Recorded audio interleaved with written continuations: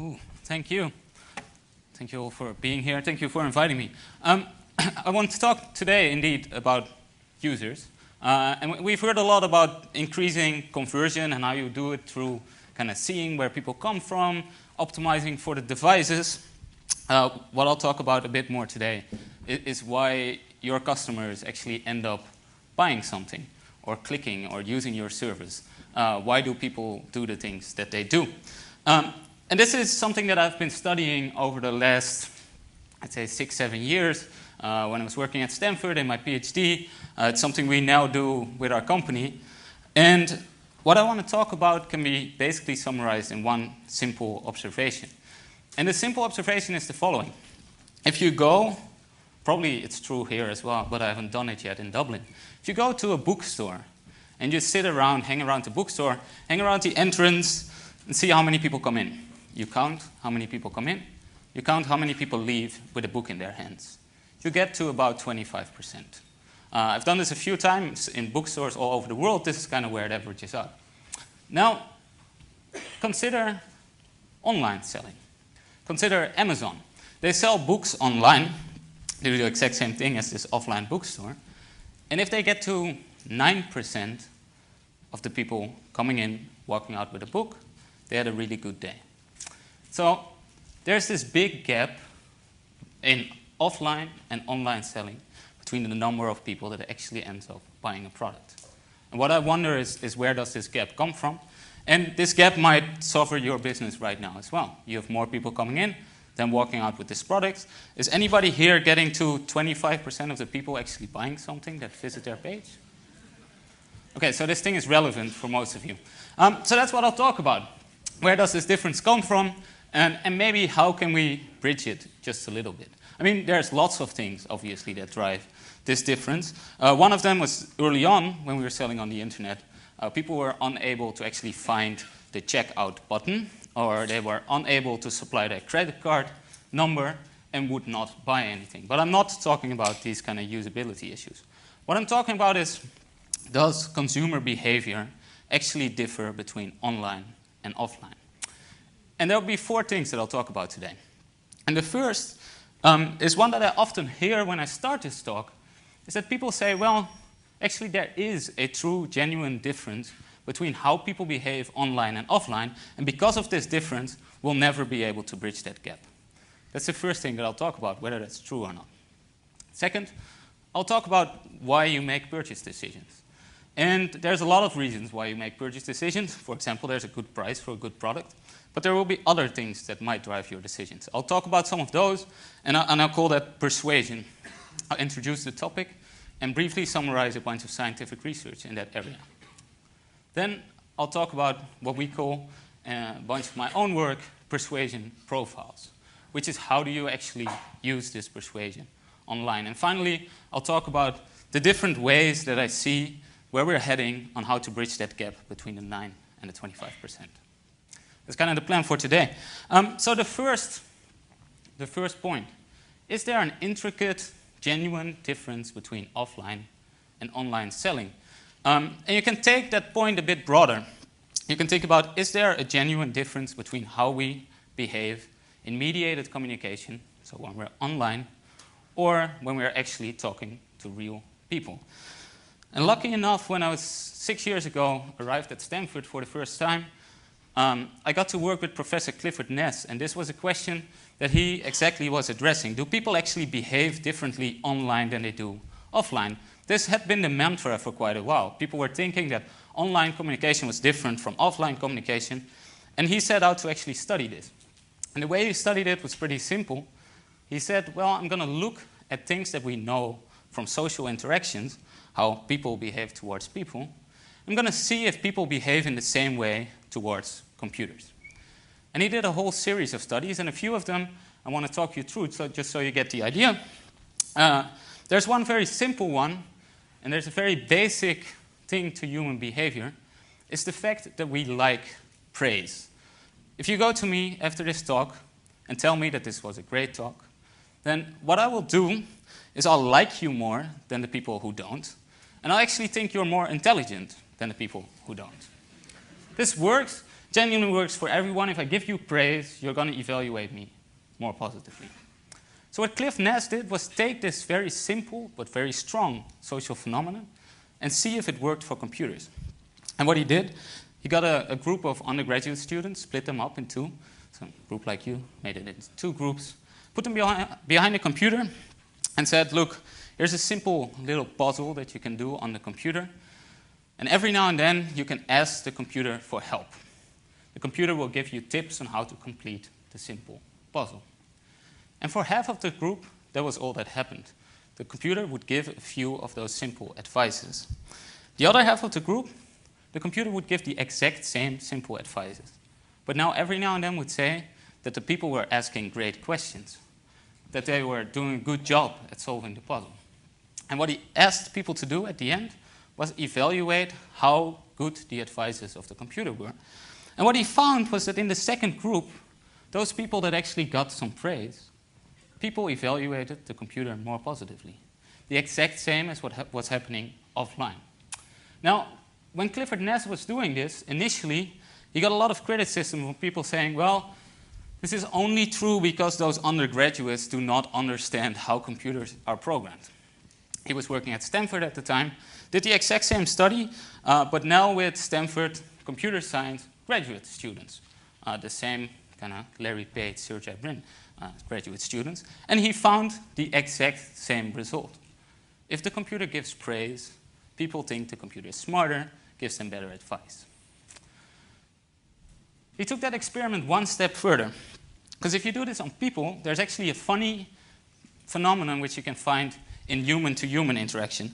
And this is, if after my talk, somebody walks in, comes to me, I know he walked in after my talk, so he didn't see my talk, comes to me, tells me I did a great talk, I'm going to think he's more intelligent than most of you are. So even if it's insincere praise, it's flattery, the guy didn't see my talk, I'm still going to evaluate him more positively. So what Clifford Ness did was take a third group of people, did the exact same task, gave the exact same praise, but now, prior to the experiment, he told people, you're going to see every now and then sentences stating that you're doing a really good job. These are all phony. They have nothing to do with your behavior. If the computer says you're doing a good job at the puzzle, don't believe it. It has nothing to do with your performance. He asked people, evaluate the advice of the computer. And again, the computer was deemed smarter, the advices were deemed more useful, even in the case of insincere praise. Flattery. So social phenomena, the things that work from people to people, apparently also work from computers to people. Clifford Ness did a whole lot of these types of studies, and he replicated many very strong social science effects from computers to persons. And basically what he showed was this idea that people do not respond any differently when they interact with computers than when they interact with other people. So that gap between the 9% of the people walking out of the virtual bookstore and the 25% of the people walking out with a book in the real bookstore apparently is not necessarily caused by the fact that there's a difference between these two media. Then what causes this effect? And to answer that question, you have to think about, why do I even buy products? Why do I buy a book? Why do I buy this specific book, not some other book? What drives your purchase behavior? Understand what drives your customers. Now, the first discipline, if you think about science, to look at it, why do people buy things? You look at economics. This is where they study why people buy things, what is people's economic behavior. Now, economists have long thought that basically what happens is we make a valid trade-off between the actual value of the product and the utility that we get for the product, and we buy products that give us the highest utility for the lowest amount of money that we can pay. Economists, from this kind of theory, also derive, for example, predictions about our behavior. One of those predictions is a very simple one that I want to test on you guys. It's very simple in the sense that you have two options, and you have to state which one you find most preferable. And the two options are, first, I give you $10 right now. The second one, so that's A, is B, I give you a 50% chance for $20.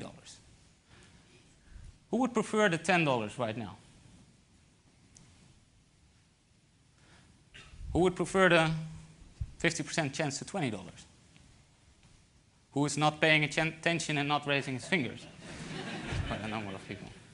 What you see if you pose this question to a number of students, and this has been done in all kinds of places, all kinds of cultures, people actually prefer the first option. While for traditional economists, both would actually have the same expected value, and it should be invariant.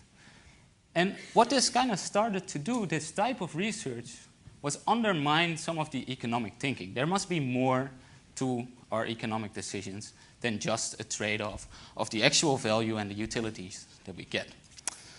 And one of the nice examples of how this works, I think was once done by two researchers called Verhallen and Robin. And what they did, it's a very, very simple study, which you can all probably try online in your e-commerce stores or wherever you're trying to get people to behave in a certain way. They were selling books in their study, and what they did was very simple. They took a group of people, just like you, split them up in two. And for one group of people said, here's a book, how much are you willing to pay for this book? For the other group of people, they said, here's a book, it was the exact same book. It's almost out of stock. How much are you willing to pay for this book? In the second case, people were willing to pay over 30% more for that exact same book by stating that it was almost out of stock. Now, we can debate what it even means to be almost out of stock. I mean, I think the head that was just dealt out, probably the guy in the Google store now goes, hey, I ran out of heads. He gets a new box, and he restocks the head. So you're very happy with the last head. Probably they're back up the shelves when you get there. So it's even unclear what it means to be almost out of stock. But people seem to be more likely to buy or willing to pay more when you use these types of arguments. Now, this specific argument is a scarcity argument. It's this is my last chance of actually doing this. I have to do it now. There's some sense of urgency. Professor Cialdini once looked at social science research in this direction, because many people have done similar types of studies, and said, hey, I can summarize these studies into 6 of these means by which I can make it more likely for people to actually perform the behavior. So please understand that what I'm pitching here is the exact same book to the exact same customers. So if I've driven the customers into my website, they know how to buy, everything is working, I've got my recommender system in place, they're looking all at the same product. What we're talking about now is how do I increase the likelihood of somebody actually buying that specific product? Which arguments can I use? And that's what we talk about when we talk about persuasion. Given that we have a product, how do I pitch it to people to make it more likely for them to actually buy it? So scarcity is one. A second one is social proof. People do what other people do. So you tell people that a product is a bestseller, you do the exact same book experiment, and you get the exact same results. People are willing to pay more for bestsellers, on average, within a group. Professor Ash was one of the first to demonstrate the strength of this effect, of the fact that people do what other people do. Basically what he did was very simple. He said, oh, I've got 2 cards. One card has 1 line, and the other card has 3 lines.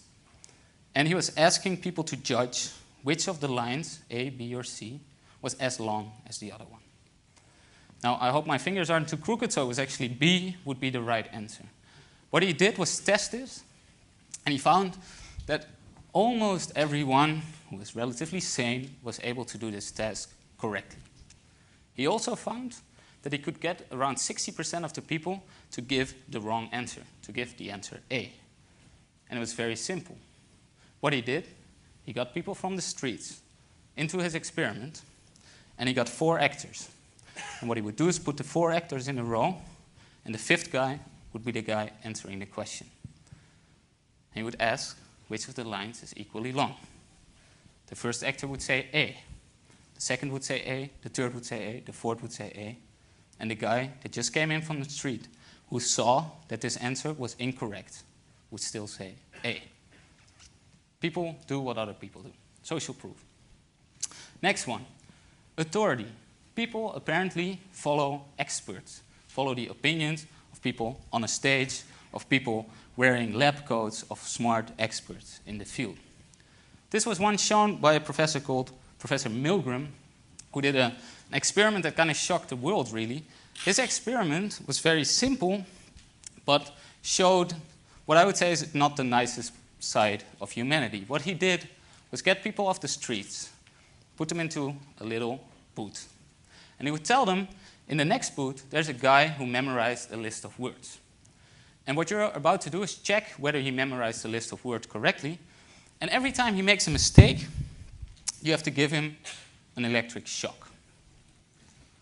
If he makes a second mistake, you're giving him an extra shock, and it's a stronger shock than the first one. And what would actually happen in this experiment is that you would hear the other guy scream out of pain. He made another mistake, you increase the shock, you would hear him scream louder. At some point, it would actually go dead silent. 65% of the people went as far as to ostensibly kill somebody in the next door booth for not memorizing a list of words. That was a shocking finding, but what's most intriguing about it is that this finding actually works if you get people from the street into a university building. And you are the professor, and you are wearing a lab coat, and everything is there to make it look scientific, to make everybody believe that you're the expert and that you're doing something that's feasible, correct, whatever. If I just get you from the street, take you to my backyard, we sit together in the grass, in the sun, and I ask you to electrocute somebody next to me for not memorizing a list of words, it's very unlikely that you actually will. It's the authority argument that made people do this. We see this also in product selling. You sell a trip and tell people it's recommended by The Lonely Planet, you'll sell more of those on average. Now, that's 3: scarcity, social proof, authority. What's more? What's more, another one is commitment. People do what they say they do. And sometimes it's much easier to get people to say they will do something than to get them to actually do it. A simple study, which we could do over here as well, is get half of you to write down right now that you will donate to charity tomorrow. The other half doesn't write anything down. And if you don't want to donate to charity, what I'll say is, well, just write it down. You don't have to. Just write it down. You'll be fine. Tomorrow, I'll go around, try to raise money for charity. And what I'll do is actually raise more money in the group of people that wrote down that they will donate to charity tomorrow. This experiment has been done, and the fact that you've written it down, despite the fact that you were not necessarily thinking about doing this, makes it more likely that you'll do it in the future. This is exactly what Amazon tries to do with their wish list. You say, I want this book somewhere in the future, making it more likely for you to actually do it. What's next? Reciprocity. Reciprocity is a simple idea that if I do something for you, you'll do something for me. If I give you a little gift, you're more likely to do something that I'll ask you, even if you never really wanted the gift. The strongest form that I've ever experienced myself of this was at the airport in Japan, flying back from a conference. A girl came up to me with a flower, gave me the flower, which is special to me. It doesn't happen a lot that women just come up to me with flowers. I was happy to get the flower. And then she asked me whether or not I want to donate to her charity. And I did feel very obliged to actually donate. And apparently this is what happens. If I do something for you, you feel obliged to return that favor. What I thought was even more cunning for this specific situation was, what do you do with a flower before check-in on an airplane? You can't even take them through the customs. So what you do is you put them in a garbage can. What she did, she took them out and handed them to the next guy, probably making a lot of money in one day. So reciprocity. If I do something for you, you'll do something for me. The last idea, the last persuasion strategy, and remind you, these are all things that you can do irrespective of the product that you're pitching, irrespective of what you want people to do. These are things you can do to make it more likely for a specific behavior to occur. So, the last one, it's called liking. It's the idea that I'm more inclined to do something for people that I like than for people that I do not like. Now that seems to be a bit more tricky, because how do you actually implement liking online? How do you make somebody like a website or not, if that even exists? Well, you can think back about what makes liking between people. And there's a lot of scientific research showing how do I improve liking between two different persons. And one principle is very simple. we like people that are similar to us in one way or another. If we share backgrounds, we share hobbies, we have a similarity, we like people more. The most cunning experiment that I've ever seen in this direction was the dropping of wallets on the streets of New York. The researchers dropped a number of wallets, and what they did was count how many of these wallets are returned to the lost and found. What they also did was have half of the wallets with a driver's license with an American-sounding name, and the other half with a foreign-sounding name. What they found was that way more wallets were returned to the lost and found when there was an American-sounding name. Liking. Through similarity, can get people to like us and make it more likely for people to do something for us.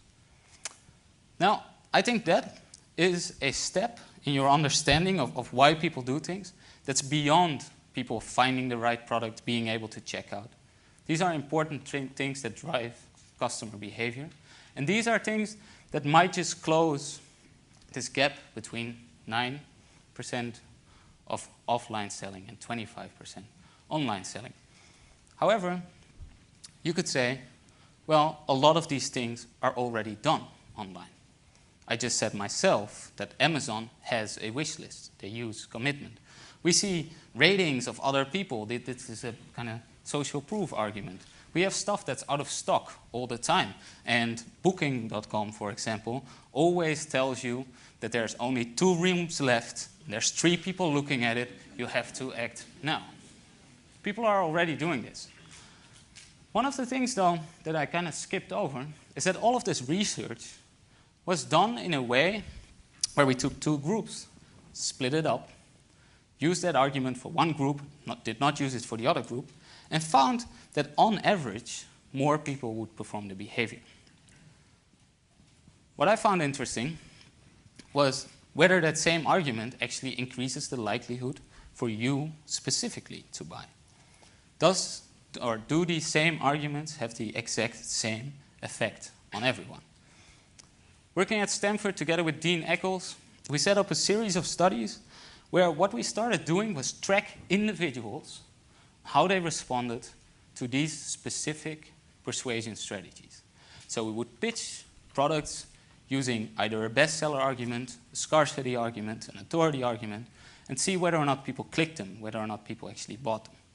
We collected a data set of thousands of people over months, recurring visits on people responding to these different strategies. And that allowed us to do something that was one step beyond most of the studies in this realm. It allowed us to actually estimate the individual level effect of each of these strategies. If you only have those 2 groups, it's very noisy whether or not you bought. There might be all kinds of things in play. But if I see you 10 times, 15 times, at some point I can estimate the effect of one of those strategies for you specifically. And we found a few core things. One of the things we found was that on average, using a strategy versus not using it increased conversion. It's just replicating what other people had been doing. But we also found that, for example, for the authority strategy, about 1/3 of the people was less likely to buy a product when it was pitched with an authority strategy than when we removed that strategy. So, despite the fact that on average this strategy worked, 1/3 of these people seemed to be less likely to buy that product. We got similar figures also for example, social proof.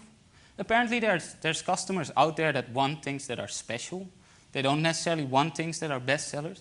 Apparently there are people out there that do not respect authorities. I don't know. These people are there. But what was even nicer was that these people are fairly predictable. And they're fairly predictable over different product categories.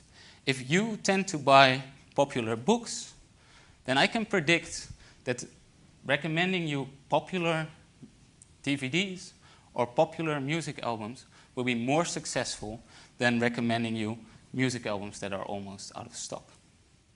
We were able to build, brings me to the 3rd part of the talk, what we started calling Persuasion Profiles. By just monitoring how individual people responded to these 6 different persuasion strategies.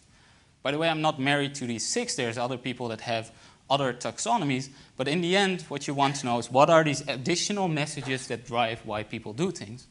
And we can measure which of these messages work for people. And we can learn which of these arguments actually appeal to people. And in many ways, I would say this is exactly what good salespeople do. They look at you, they talk to you, they have multiple things they could say about the product, and they pick and choose whatever they think works for you. Contrast this with what we're doing online right now, or at least what most of us are doing online right now. We have one stupid sales guy, he talks to everybody in the exact same way, doesn't care whether or not you show any interest. If you walk out and come back, he'll show you the exact same things again. Where we were going is that based on this signal, based on how you respond to these persuasive strategies, which is something you can measure, I can be more successful at later interactions. We started building persuasion profiles.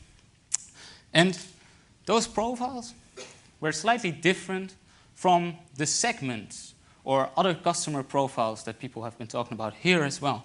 What we started doing for these profiles was keep individual level estimates of how well these different persuasion strategies would work. Each individual customer would get its own profile. Obviously, the first time you get to a website, I don't know an awful lot about you. So that profile is super uninformed. I can kind of start it up by looking at how people similar to you were behaving, or people coming through the same channel, or belonging to the same segment.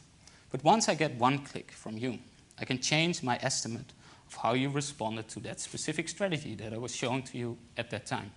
Get a second one, I can improve my profile. On each interaction, I can improve the profile. On the other hand, given the profile, I need to decide what I'll show to you.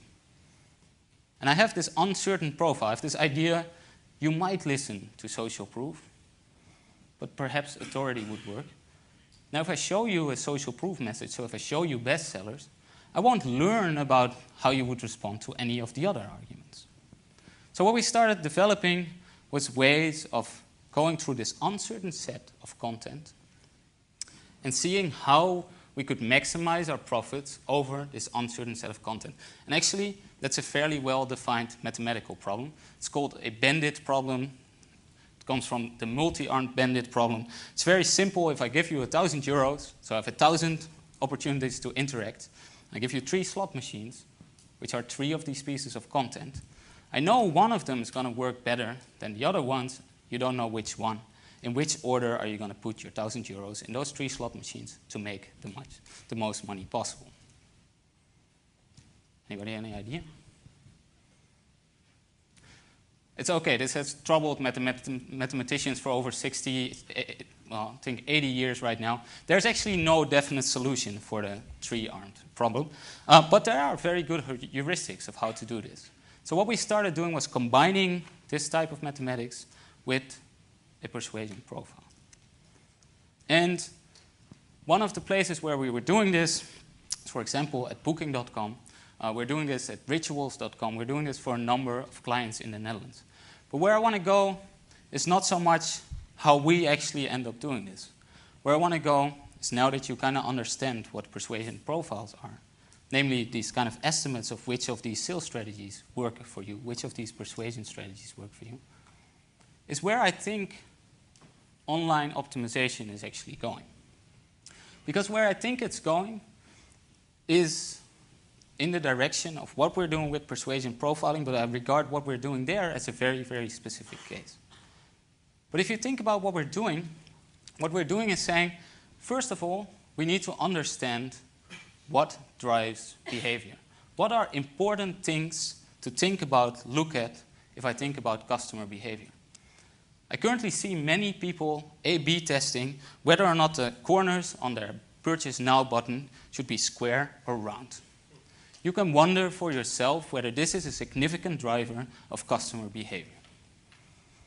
Once you've found a signal, though, that's important, you can go to a next step and see how do you implement this? Which pieces of content can you make? Showing that products are a bestseller, showing likes, showing ratings, showing how many are in stock. All of these are implementations of this apparently important signal. But then the last step, which I think is one to consider, is not the analytics approach, that was just discussed. I don't necessarily think we're moving in a direction where you would take these pieces of content, you test each of them, and make a decision afterwards. What I believe is happening is that you make these pieces of content, and all of these pieces of content are going to be in play on your website. They're all going to be live, they're all going to be there. And you're going to use some algorithm on the back end to decide which customer sees which content. You're not working towards a best version of your site. There's not a single best sales argument. What you're working towards is making it possible to have multiple arguments and to adapt to individual customers. I think what we're making more and more is not this dumb sales agent that tells the same story to everybody and disregards how they've behaved, to a sales agent that has multiple stories, multiple ways of interacting, and explores that space and tries to, for each and every customer, at each and every interaction, build up the best page. Now, I do not have a clock right here, so I don't know how I'm doing in time. I have a clock right there, so I do know how I'm doing in time. But let me start with asking whether there's any questions up till now.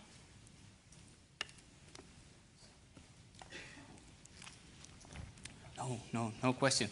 We got a question at the back. If you're going to ask a question, can you please just go to a microphone? That'd be great, thank you. Just hover back here quietly. Go. Hi, I'm Nick from Sky, and my question was, is this persuasion or is it more manipulation? And from a moral point of view, how is it affect? Is this and how does it go with the corporate social responsibility if we're doing that? Oh, those were a lot of questions. Is this persuasion or is it just manipulation? I mean, there's multiple ways of looking at this question. One is what a good sales guy is doing right now when he's talking face-to-face to a customer. A lot of these arguments are the exact same. And I would say a lot of the ways in which they interact are much more refined than we can do right now algorithmically. So in that sense, if you would say that selling is ethically sound, then I would say making some of these things happen online is just as ethically sound. But there's a slight catch. What's the slight catch? Is that if you have a good sales guy, and I don't know, he works at your local grocery store, he knows you, he knows the fact that he should tell you that your neighbor just bought this nice piece of fruit, you should buy the same thing because your neighbors have it, whatever, he's using social proof because he knows it works for you. The guy that works in the grocery store is not going to walk out and tell all the grocery stores in town that this is an argument that works for you. He will also forget if you leave the town, you come back half a year later, he probably won't know who you are because he meets so many people.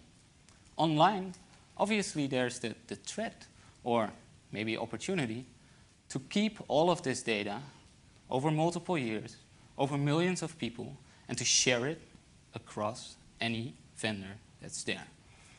Now, whether that's ethically responsible, a lot of the things that we're trying to do now is actually give people insight into their profiles. What I believe right now is that many of you actually make decisions based on these types of arguments.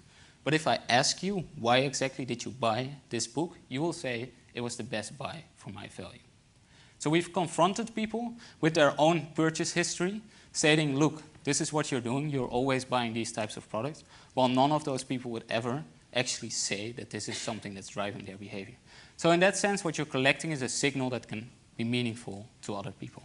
Whether it's disclosed, and whether people actually learn, and whether people understand, and whether thus, in the end, it's ethical, I would say it's something that needs to show, needs to build.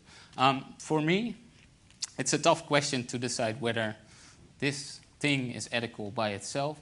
What I would love to see is that more and more people actually understand that these types of things can happen and that these things are happening online, so that any discussion about the ethics is actually at least meaningfully informed by what the possibilities are. Did that help you anyway? Good.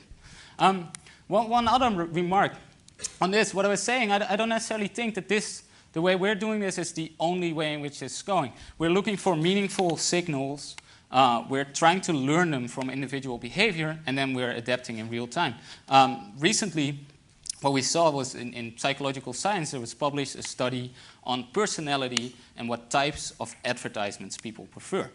And what they showed that extrovert people prefer different types of advertisements than introvert people. Seems kind of obvious. Now, the trick is, it's really hard to know whether somebody is extrovert or introvert. Actually, the psychologist doing this study used a 120-item questionnaire to measure this. This is not going to work for all of you. Kind of have each and every one of your customers fill out 120 questions. About that same time, a number of researchers working at Facebook published a study where they administered pretty much that same questionnaire, because there's a really big standardized questionnaire for personality, to 100,000 Facebook users, and then saw how good they could predict people's personality based on the things that they write on their wall. This is fairly doable. Just looking at what types of words you use, how often you use these words, I can fairly well predict whether you're extrovert or introvert. Now, I have a meaningful signal because I know extroverts respond differently to certain types of ads than introverts.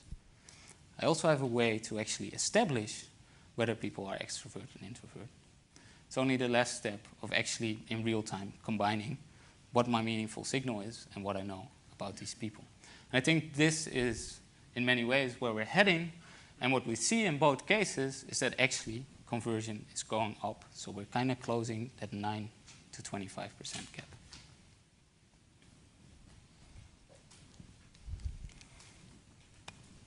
So there's some hands going up. Can I ask, if you do have a question, that you actually just approach a microphone rather than simply putting your hand up, and that way you can get to it. And we'll try not to tell you not allowed to have the question then later. But just, you know, the guy who wasn't allowed earlier, he did get to see Justin afterwards, so he did get his question answered. And so will you, I hope.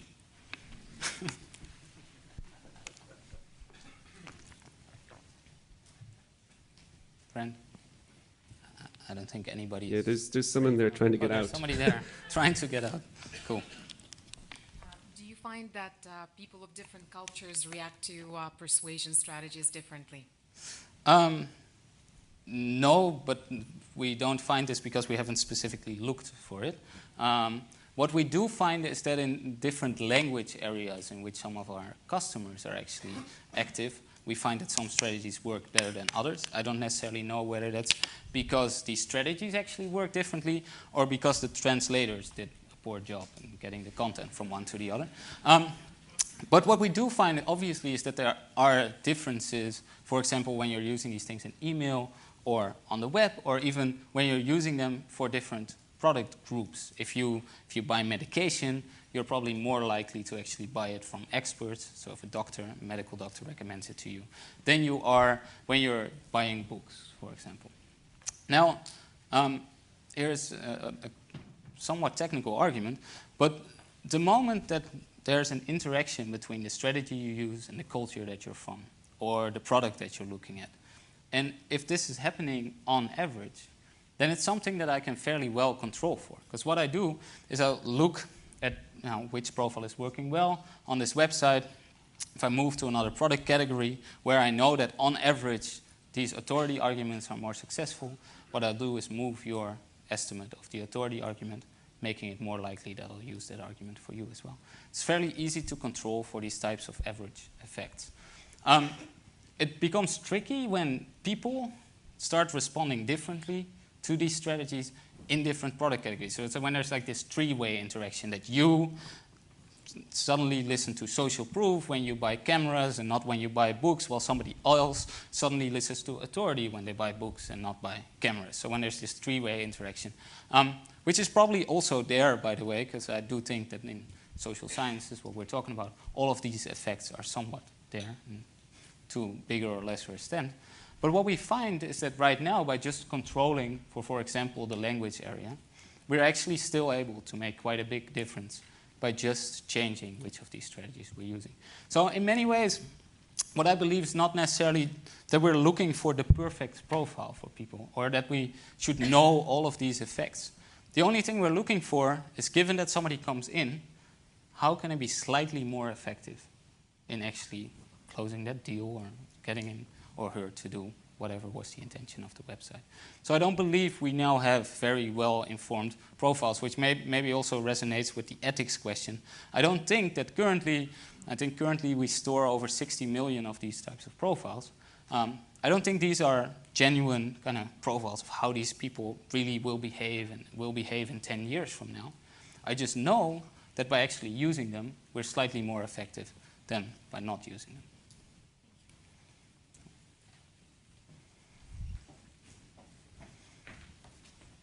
Hi. Great presentation. Thank you. Quick question. Tools and resources you could recommend. Wait a second. I will go straight down. Smart question. That's tools and resources we could recommend. What I really recommend, but this is just maybe an even more general recommendation than using persuasion profiling per se, which I don't necessarily think is the thing to focus on. I mean, you need to have a lot of things going for you on your website before this is the next step you can make. I mean, if people cannot find your checkout button, then you can do all the persuasion as well as you can, they still won't buy anything. So there's a number of basically gradual steps that you would need to go through. But the real tools, or I'm not necessarily going to say specific names of tools, but I'd say what the real benefit is for anybody trying to sell things online or trying to get people to do things online is to make it very, very easy and simple for them to try these types of things. So the moment you think that one of these signals might be important, make it very easy and simple to test it. And to test it not just in an A/B test, but maybe even in a test within people that you start learning from people. So any tool that allows you to really, really quickly test which of the versions of your websites are going well will be of tremendous benefit.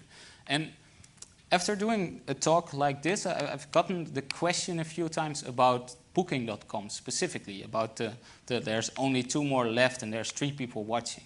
And a lot of people are kind of commenting to me and saying, look, that's super annoying and they're doing it too much and it's way over the top. But I don't necessarily think that doing it way over the top is wrong. In the sense that if you believe that that's wrong, then you also kind of apparently implicitly believe that there's a single best version of your website. What I think happened with Booking.com is that they started to use this argument more and it started to actually increase their conversion. So they use it more and it increased their conversion. What I believe when they will actually be wrong is if you are really annoyed and start buying less, if in 2 months from now they're still using it, then they're wrong. If they find out that you're annoyed and buy less and they take it away again, then they're spot on. Then they're learning and changing their website according to what's happening to the people, according to the state of the world. So this is, I think, where you want to go. It's not, there's no single best version of what you're doing. You want to enable yourself to be able to become better and change with your customer. I didn't mention any specific tool. There you go. Okay, if there's no further questions, thank you very much, Maurits. Thank you.